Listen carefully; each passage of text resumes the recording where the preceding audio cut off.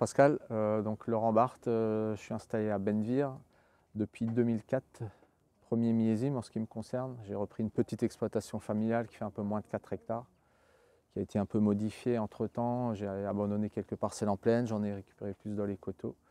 Et je suis en agriculture biologique depuis ce moment-là. Voilà. Alors là, nous sommes dans le Grand Cru Marcrain. Nous finissons par les parcelles de Gewürztraminer. Et effectivement, on a démarré le 30 août. On a essayé vraiment de respecter la maturité de chaque cépage et de chaque terroir. Et c'est pour ça qu'on en est déjà à la 5e semaine à présent. Donc là, le Grand Cru Marcrain, un terroir exposé à l'est sur des terrains assez lourds, de l'argilo-calcaire. Assez favorable au pinot noir et au Gewürztraminer notamment.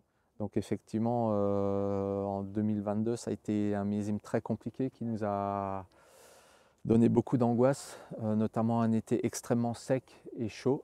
Et on a été sauvé, en tout cas dans notre secteur, par des pluies salvatrices début août, qui nous ont permis de relancer la végétation, et la vigne a fait preuve d'une capacité incroyable à se remettre en route. Et du coup, on a quand même réussi à avoir des maturités abouties, à l'exception de quelques jeunes parcelles et sur des hauts de coteaux un peu plus légers en terre. Mais dans l'ensemble, le bilan, si on le compare à ce qu'on espérait mi-juillet, on s'en sort extrêmement bien. Donc dans l'ensemble, l'état sanitaire était plutôt bon. On a pratiqué un gros tri quand même sur les pinots noirs parce qu'il y avait des baies un peu confits, un peu flétries, desséchées. Ce que j'évite vraiment dans les macérations.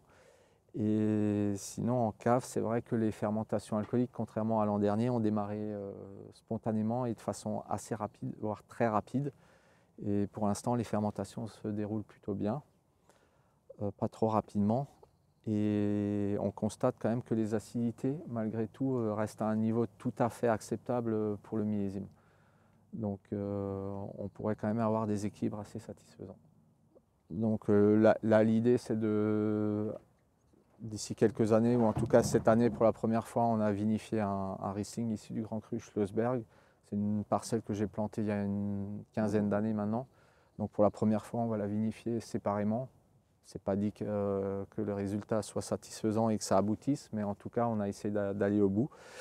Et voilà, sinon parmi les choses un peu innovantes, on a fait quelques vinifications en amphore, dans des petites amphores, pour vraiment voir comment les vins évoluaient et faire une espèce de comparaison avec un élevage en bois, par exemple, ce que ça peut nous apporter en plus et sur quel cépage ce type d'élevage est le plus adapté.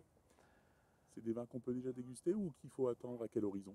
Les premiers essais ont été faits en 2021, donc il y a déjà 2 petites cuvées qui sont disponibles, et puis sinon les prochaines, elles seront disponibles, ouais, dans quelques années si les résultats sont satisfaisants, effectivement. Ouais.